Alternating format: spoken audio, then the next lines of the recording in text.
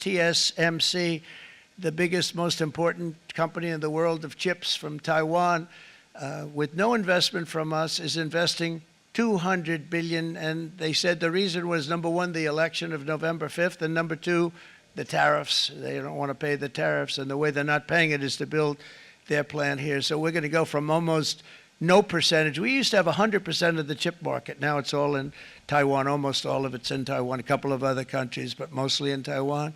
And think of it, we had 100%. We lost it because of people in that office that didn't do their job. They allowed it to be stolen from us.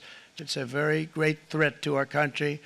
And for these reasons, starting tomorrow, the United States will implement reciprocal tariffs on other nations. It's been a long time since we even thought of that. We used to think about it a lot. We didn't think about it for many decades, and you see what's happened. For nations that treat us badly, we will calculate the combined rate of all their tariffs, non-monetary barriers, and other forms of cheating. And because we are being very kind, we're kind people, very kind. You're not so kind when you got ripped off with your salaries. My auto worker friends and my Teamster friends and all of the unions that typically voted Democrat, they're not voting Democrat anymore because worker, whether union or non-worker, they're for the Republicans now. That's what happened. But we will charge them approximately half of what they are and have been charging us. So the tariffs will be not a full reciprocal. I could have done that, yes, but it would have been tough for a lot of countries. We didn't want to do that. I'd like to see the chart if you have it. Could you bring it up, Howard? This is our great Secretary of Commerce, Howard Lutnick. Thanks, Howard. So if you look at that, China, first row, China, 67%. That's tariffs charged to the USA, including currency manipulation and trade barriers. So 67%, I think you can, for the most part, see it. Those with good eyes, with bad eyes.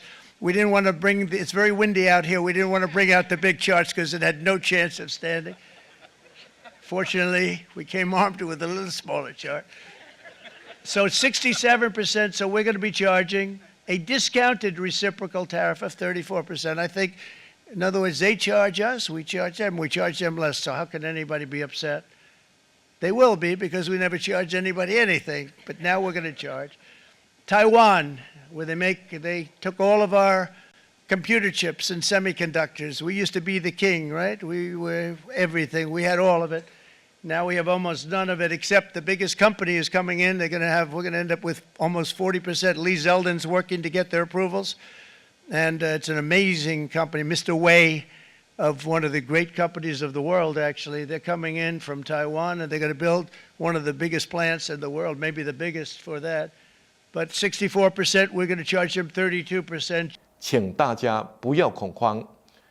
面对美国的对等关税，台湾没有计划采取关税报复。企业对美国的投资承诺，只要符合国家利益，也不会有任何改变。但我们要让美国清楚知道，台湾对于美国经济发展的贡献。行政院的对策也希望立法院不分朝野都能够支持，为台湾经济打开更宽阔的出路。让我们一起加油！谢谢大家。The last time the world experienced something like this was in the 1930s. Trade wars escalated into armed conflict and eventually the Second World War. No one can say how the current situation will unfold in the coming months or years. But we must be clear-eyed about the dangers that are building up in the world. Global institutions are getting weaker. International norms are eroding. More and more countries will act based on narrow self-interest and use force or pressure to get their way. This is the harsh reality of our world today. We will stay vigilant. We will build up our capabilities. We will strengthen our network of partnerships with like-minded countries. We are more ready than many other countries with our reserves, our cohesion, and our resolve.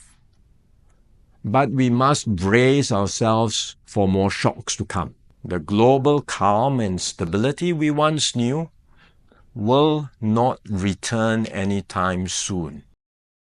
We cannot expect that the rules which protected small states will still hold. I'm sharing this with you so that we can all be mentally prepared, so that we will not be caught off guard. Let us not be lulled into complacency. The risks are real and the stakes are high. The road ahead will be harder. But if we stay resolute and united, Singapore will continue to hold its own in this troubled world.